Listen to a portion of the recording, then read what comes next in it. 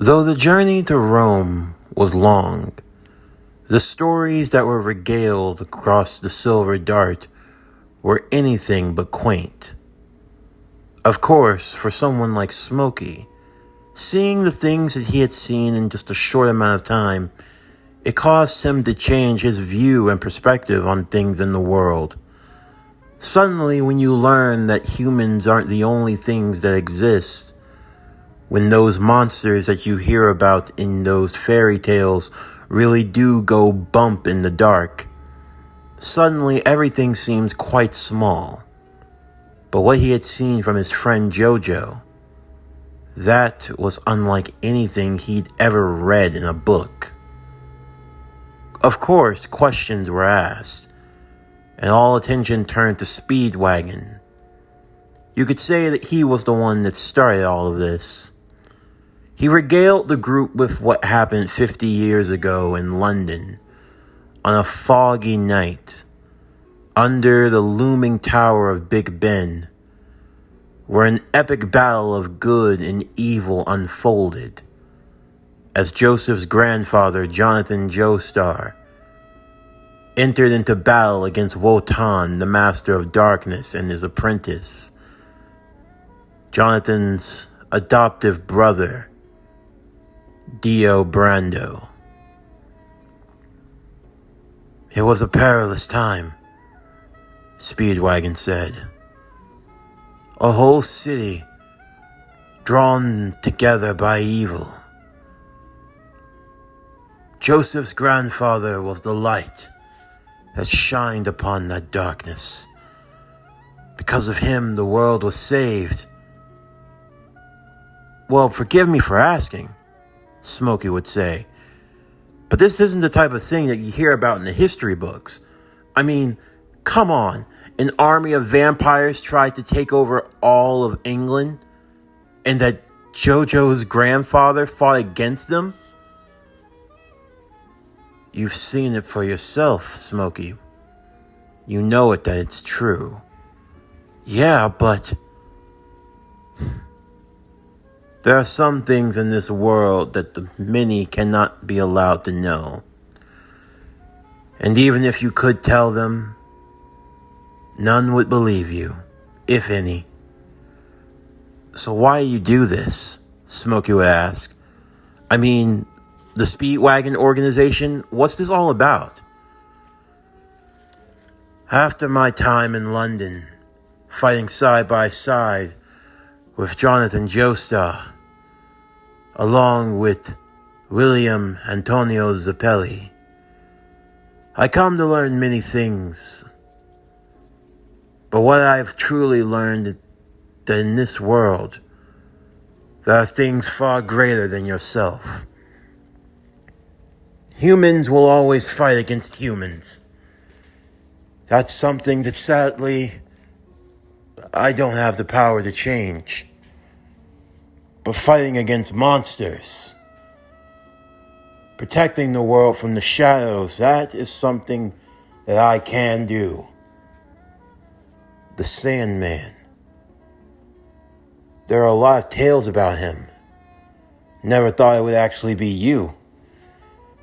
I haven't been the Sandman for a while now. Age has finally caught up with me, it seems.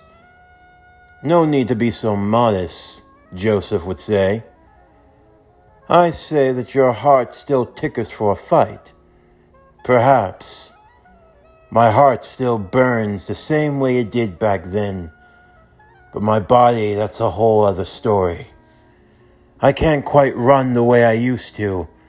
But while I've still got time left, I know that I need to finish what I started. We're getting ready to land now, Captain Midnight said, as everyone would strap into their seats and prepare as they descended into Italy. Under Speedwagon's direction, they would head to one of his bases, where they would use the remains of the Pillar Man that had now been petrified in stone, beginning to uncover its secrets, as well as begin their onslaught for the remaining Pillar Men. Of course, Caesar, the new Zappelli, would be their guide in this endeavor. Although his introduction to the group was less than ideal for Speedwagon, more specifically when it came to JoJo. But what's to be expected when two young men, powered by Hamon and ego, come face to face? Forgive me, Speedwagon, but I don't understand why you would have this ruffian accompany you. You obviously need a master of Hamon, and that is a service I can provide. Oh, so you call yourself a master, do you? Well, if it means charming women with that sly tongue of yours, and may I say I could do a whole lot better, then sure, perhaps you can call yourself a master. Like I have to take anything from you, Joestar. Now, boys. There's no need for any hostility among allies here. Forgive me, Speedwagon, but he is no ally of mine. Do you have a problem with me or something, Zappelli? Shut it! You do not get to speak that name, Joestar. I know all about you, and may I say, I am not really impressed. And who died and made you king?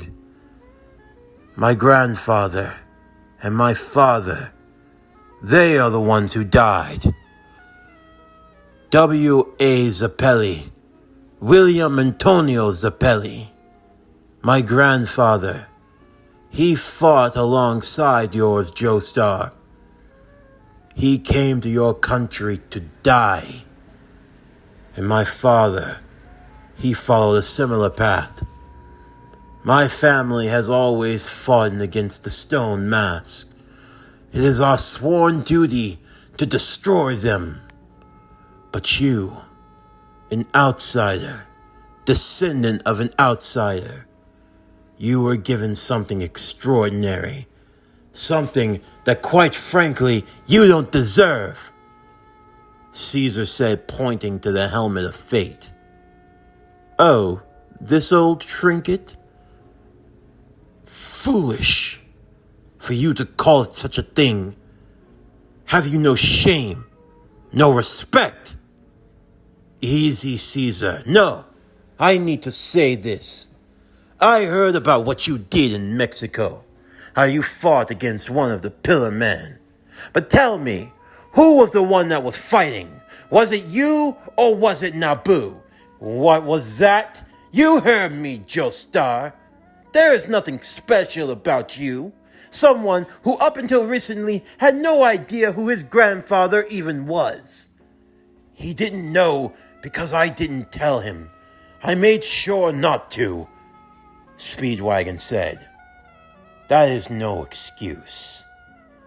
Your legacy, if you can even call it that, is a legacy of borrowed power. You do not know what true Hamon is. You borrow the power of an ancient one, of someone long forgotten. I know warriors worth 1,000 of that, those who trained every day of their lives to master their Hamon. But I see no mastery with you. I see nothing but a fool that relies on power that he didn't earn. So you take the coward's way out. Funny, I would have expected more from the great Zappelli. Watch your mouth, Joestar. What? You think I really need this old thing to kick your ass? Please, give me some credit. And you're right, I'm not a master of Hamon, not in the slightest. But even if I didn't have this helmet, I would still mop the floor with you. And what excuse would you have then? Well, why don't you put your money where your mouth is? I always make sure to keep a thin layer of soap around my body. This is the difference between us, Joestar. Caesar Zappelli and Joseph would engage in a battle of Hamon. To his credit, Joseph would not use the helmet of fate. After all, he wanted to prove a point. And the fight did end in a draw.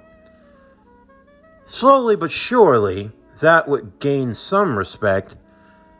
But safe to say, a rivalry was starting to form. One that could not easily be quelled. Speedwagon couldn't help but roll his eyes. Ugh, God help us all.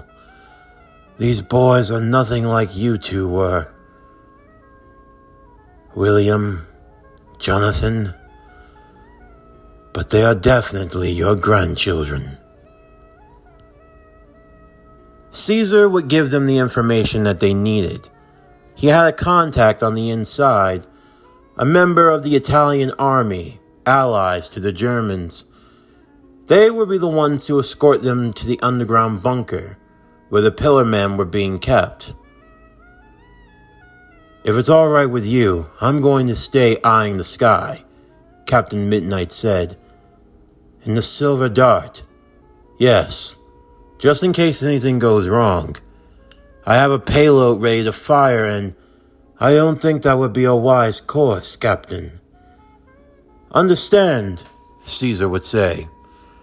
While I do consider you an ally in the end, you are an American. And with tales of your exploits, you are not looked at too fondly by the Italians or by the Germans. It took everything just to get your flying jet into this country without being spotted. If you're just floating about in the air, and if you were to launch any attack, safe to say you would not make things easy for us at all. It's all right. As long as we're together, we won't have any troubles. Smokey, I'm going to have you and the captain stay on the outside this time as our lookouts. No offense, but yeah, don't worry about it. After everything I've seen, I'm in no position to go fighting up against monsters. I don't have crazy powers like those two. I actually have plans for you, Smokey, Speedwagon would say. Don't worry. I ain't got no fancy hum-on powers either, but I know a thing or two about fighting against the mask. I'll make a warrior of you in no time. With aid from the undercover soldier named Mark in the Italian army, the group would make their way to the underground. While there, the Italian army would get a little more than they bargained for, as one of the movements of the Pillar Men would begin to be their undoing. Absorbing their blood and using it for energy, the Pillar Men would begin to awaken. 3 of them in total. Cars, AC/DC, and WAMU. After thousands of years of slumber, they had now finally awoken. Our rest has finally come to an end, AC/DC. Yes, Cars.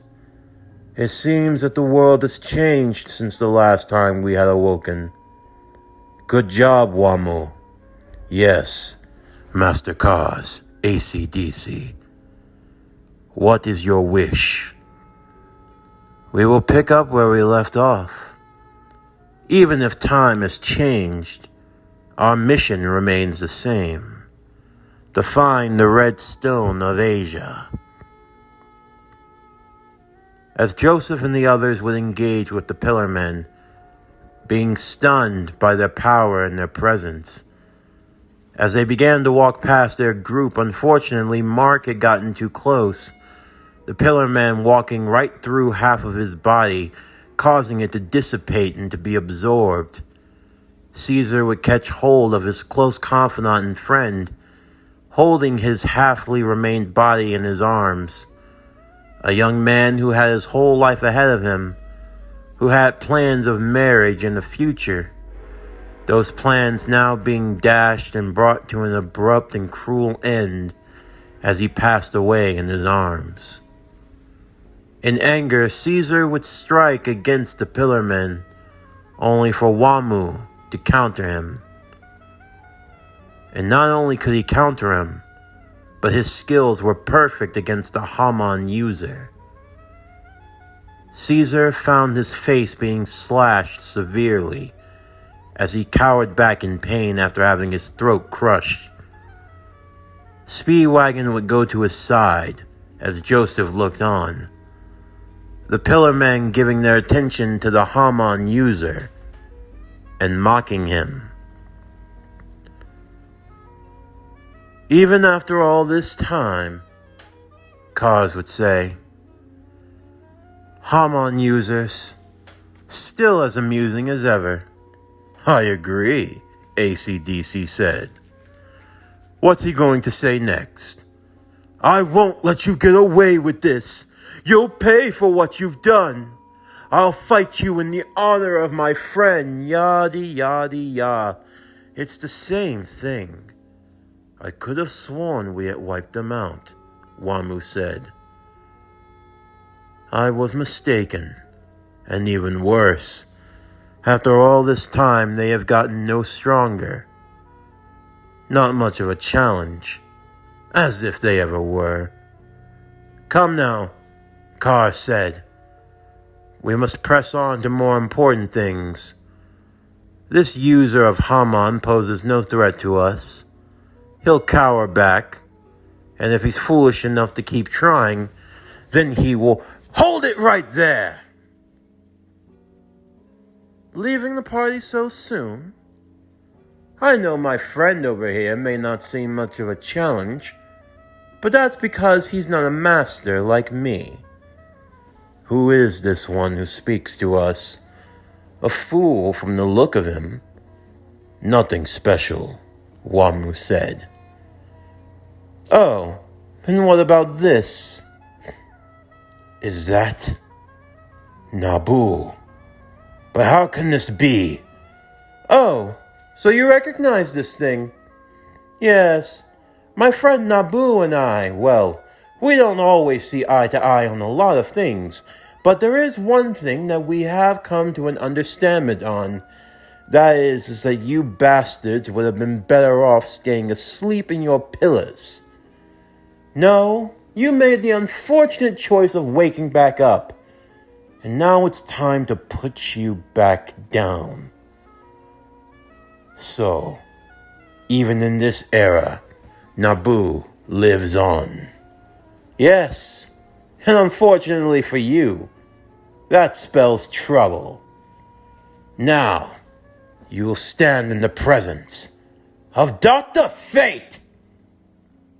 As he slid the helmet onto his head, Joseph Joestar would begin to transform, now having the undivided attention of the Pillar Men. Speedwagon would lift Caesar onto his feet, his face cut and bloodied as he looked on. Damn! It'll be alright, Caesar.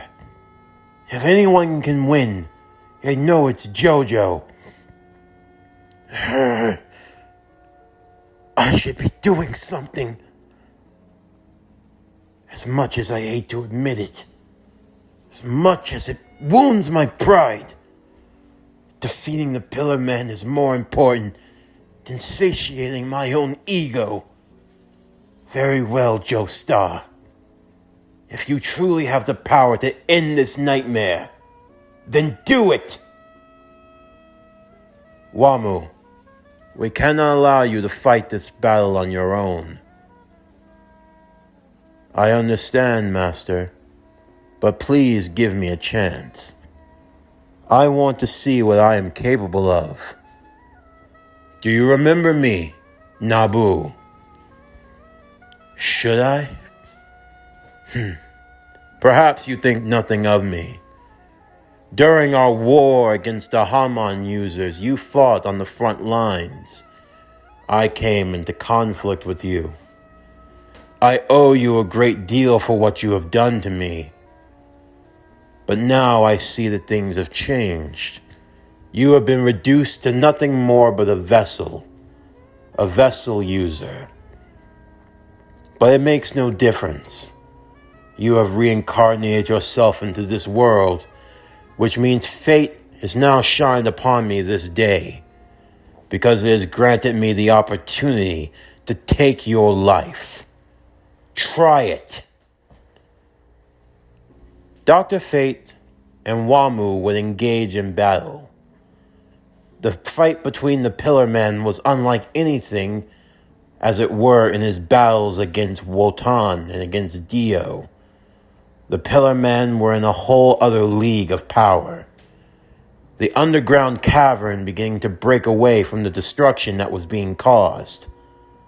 Wamu was indeed strong, able to morph and contort his body in different ways, his skills allowing him to counter against the use of Hamon. Even Hamon-infused spells were difficult to cast, mainly because Joseph didn't know any.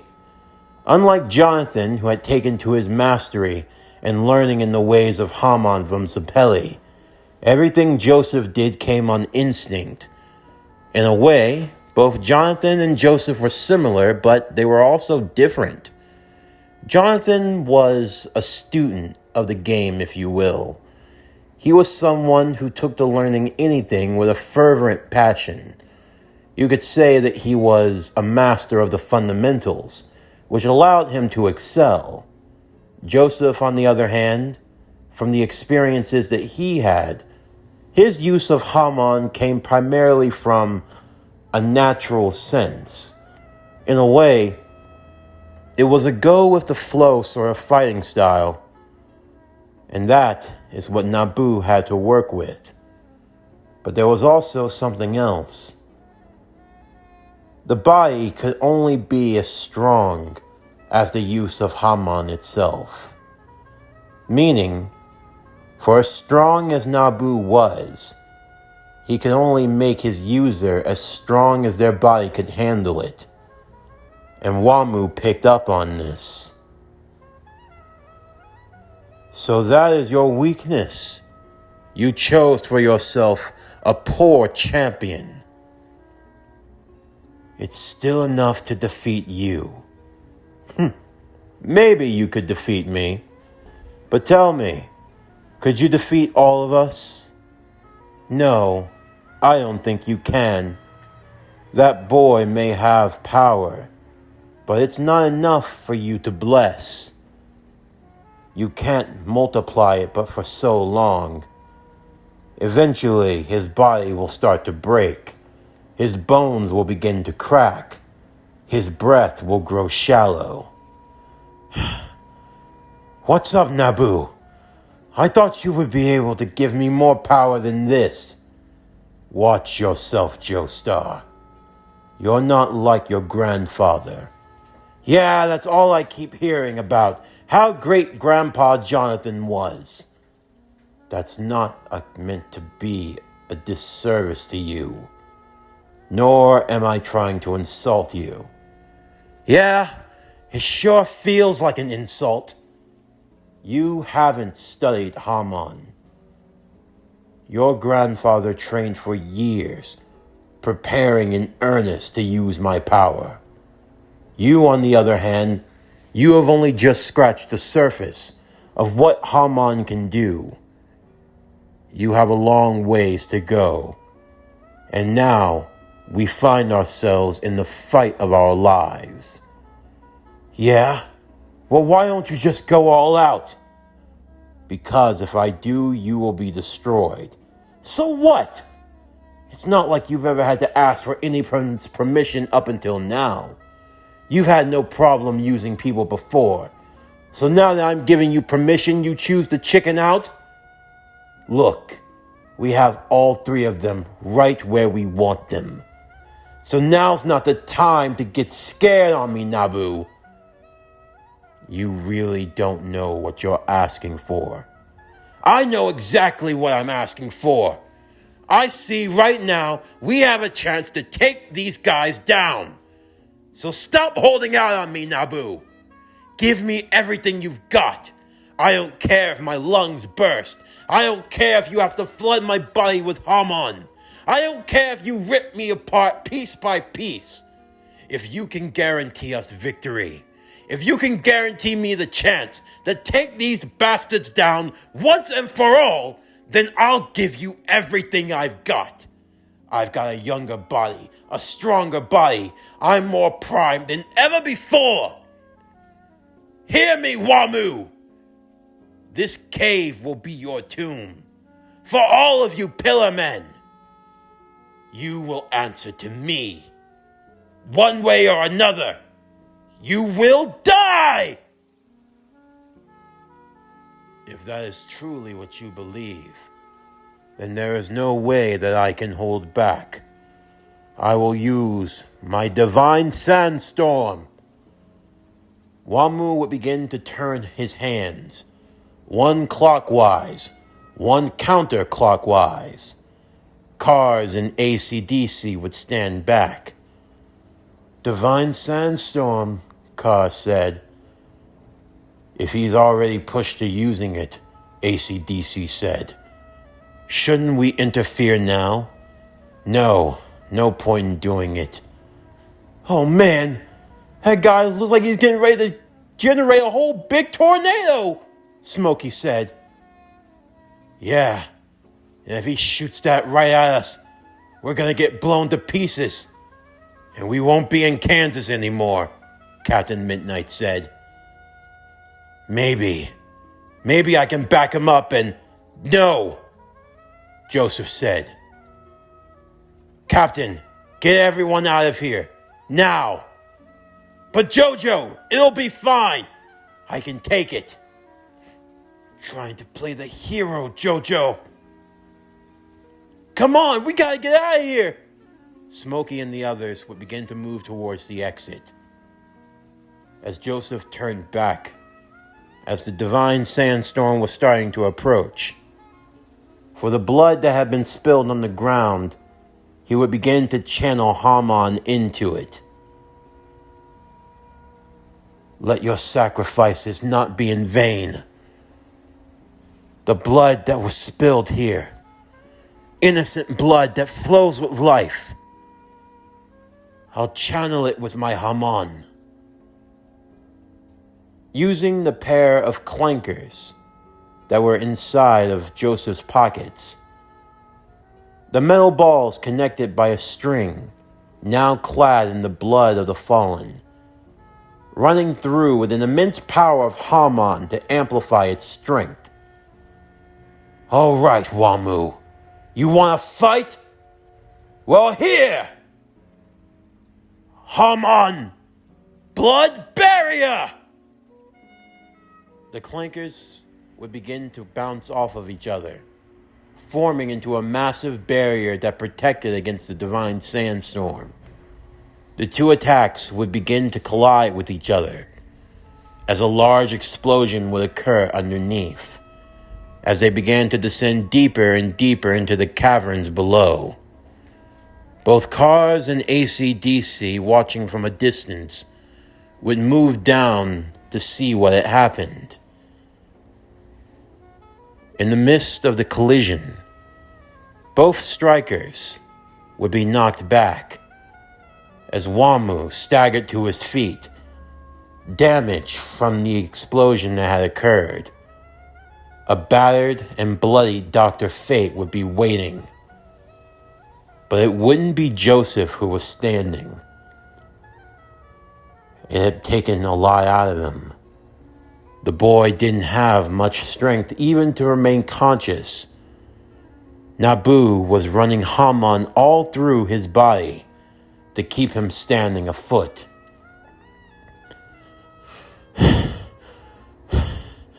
Our power has become more even, has it not, Nabu? Wamu would say. Your spirit is willing, but the boy's body is weak. You have lost.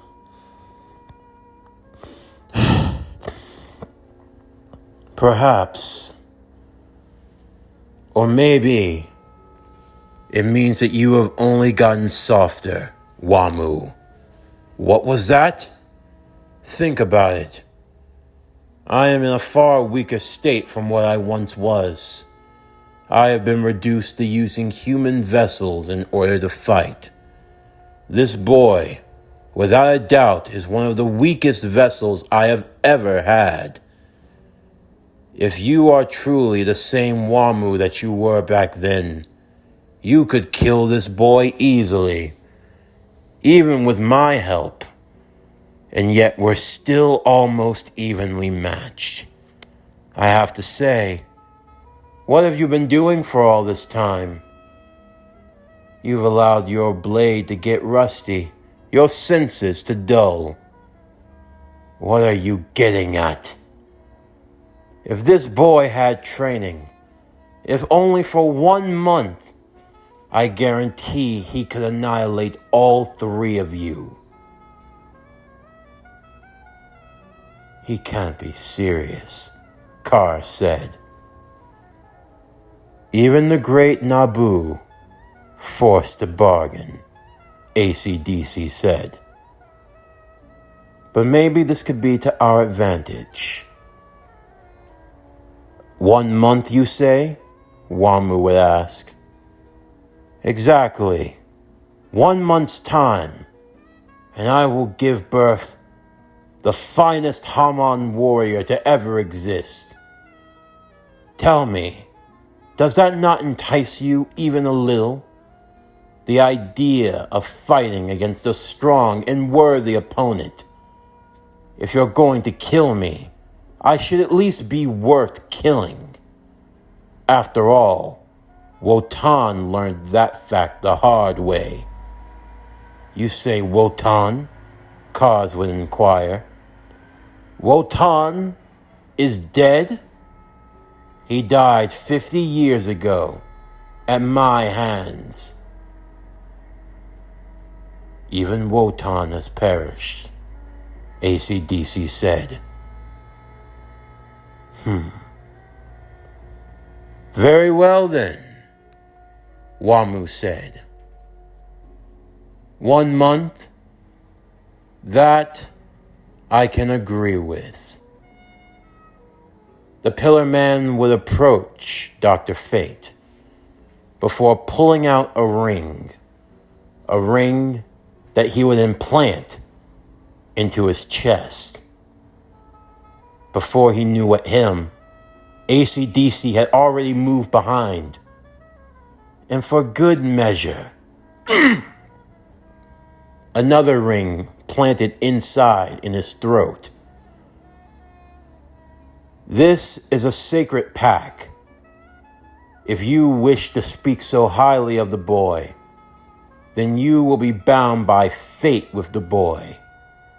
Surely you know what these are. The wedding rings of death, Nabu said. So you haven't forgotten.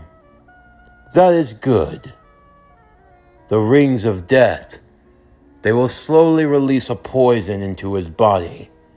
A poison that will now stifle even you, whether he wears you or not. Your souls are bound together in this oath. Your lives are connected, in life as well as in death. In 33 days, the poison will dissolve completely. Your throat will be crushed utterly, and you will die. You won't have a chance to find another vessel, and this war between us will be over. If you truly believe that he has a chance, if you have that much faith in your champion, then meet us at the Colosseum in 30 days' time. Kaz, would you like to add your own? No need. I already foresee the outcome. And once we gain the Red Stone of Asia, it will be a moot point. Whether or not he gets stronger, he'll never have a chance of defeating us. Agreed. The 3 Pillar Men would begin to leave, in jest as they warned. Train hard and get strong, Nabu, Joseph Joestar. You'll need to because now you too are bound by the fate of death. You have been joined in life, and you will be joined in the end. Once they had disappeared, Joseph's body would collapse to his knees. As he fell, Caesar, who had now returned, would hold him before he fell to the floor, as the helmet quickly rolled off, having watched the events that transpired. Damn! I thought maybe he could have taken them all out. Now you've only bought yourself 33 days. I hope that's enough time. Joseph, Nabu.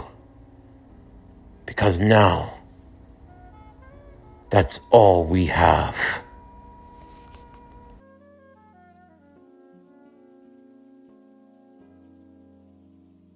This concludes JoJo's Bizarre Adventure, Battle of Fate. What if Joseph Joestar was Dr. Fate? Part 3. As always, if you enjoyed today's video and everything else that we have to offer, then please don't forget to like, comment, subscribe, share, and hit that bell for post notifications so you can stay up to date on everything that is PowerCore Productions and Podcastings that's to come out now and in the future. Stay tuned next time as we continue with JoJo's Bizarre Adventure, Battle of Fate. What if Joseph Joestar was Dr. Fate?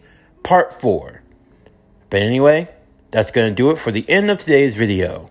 I'm Javon Harrington with PowerCore Productions and Podcastings, signing off, and I'll see you next time.